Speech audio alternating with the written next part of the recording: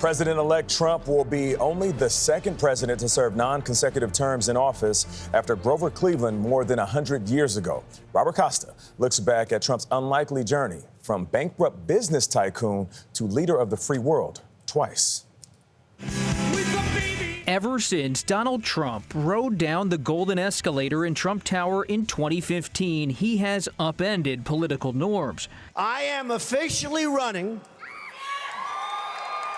for President of the United States, and we are going to make our country great again.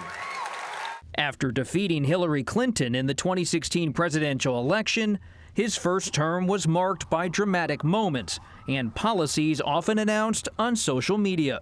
In 2020, during an unprecedented COVID pandemic, he was defeated by Joe Biden, but wouldn't concede, encouraging his supporters to march to the Capitol on January 6. If you don't fight like hell, you're not going to have a country anymore. For his critics, this was the end for Donald Trump. But for his supporters, it was the beginning of the next chapter. Following the attack on the Capitol, the House of Representatives impeached Trump for a second time. The House demonstrated that no one is above the law, not even the President of the United States.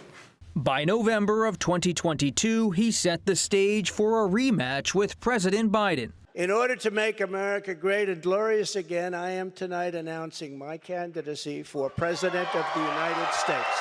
But as he geared up for the 2024 race, he was hit by several different indictments, among them a case involving hush money payments to a porn star. Trump denied any wrongdoing, but was found guilty of 34 felonies, becoming the first president in American history to be criminally convicted. This was a rigged, disgraceful trial.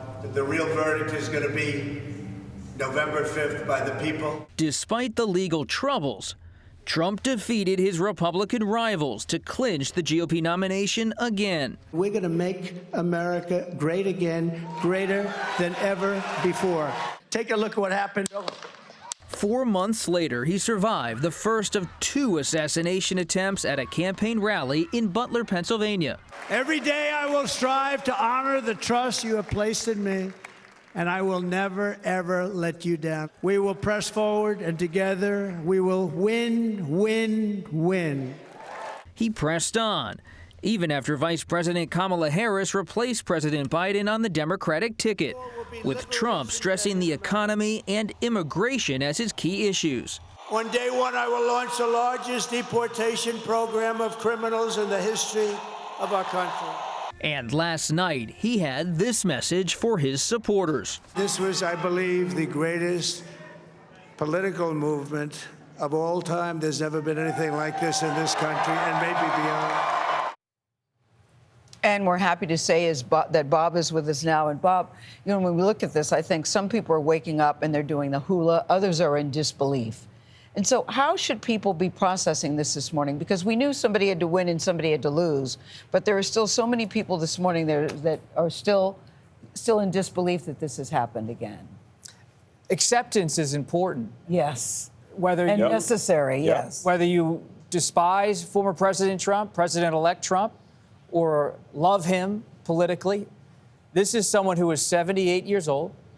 He was president before. He will be president again from ages 78 to 82. Mm-hmm. He will wield enormous power in this country. He will likely have not only a Republican Senate, but perhaps a Republican House to help him do his bidding on both foreign and domestic policy.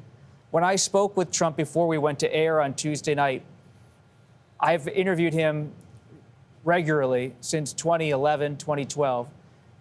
I have never really sensed him more calm. This was before the polls closed. Mm-hmm. And he had a belief in our conversation that he has a movement behind him.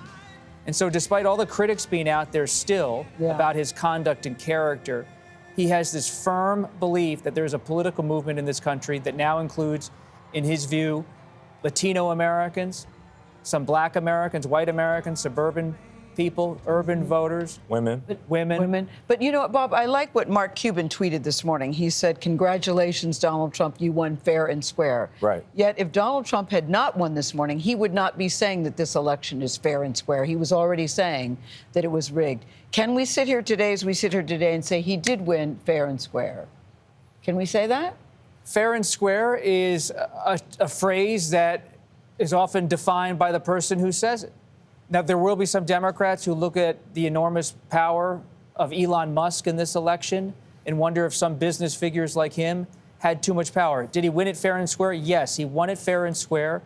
CBS News has projected he will be the next president of the United States based on the vote that has come in. And these votes that have come in have been certified by the election officials in these states. So in the sense of the micro fair and square, yes, it is fair and square based on our reporting and the returns. There's a broader debate about the influence of money in politics and how this campaign was conducted, but we have not seen any irregularity in our reporting. There was a focus on women in both campaigns, but I want to talk about the bro vote, as it's called, and maybe even the correlation between non-traditional media and the route that Trump took. Very quickly, who did Trump have on stage with him?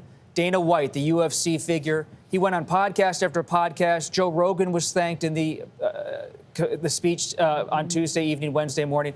This is someone who goes to non-traditional media, and he's a non-traditional person, and we now have a non-traditional political system in this country.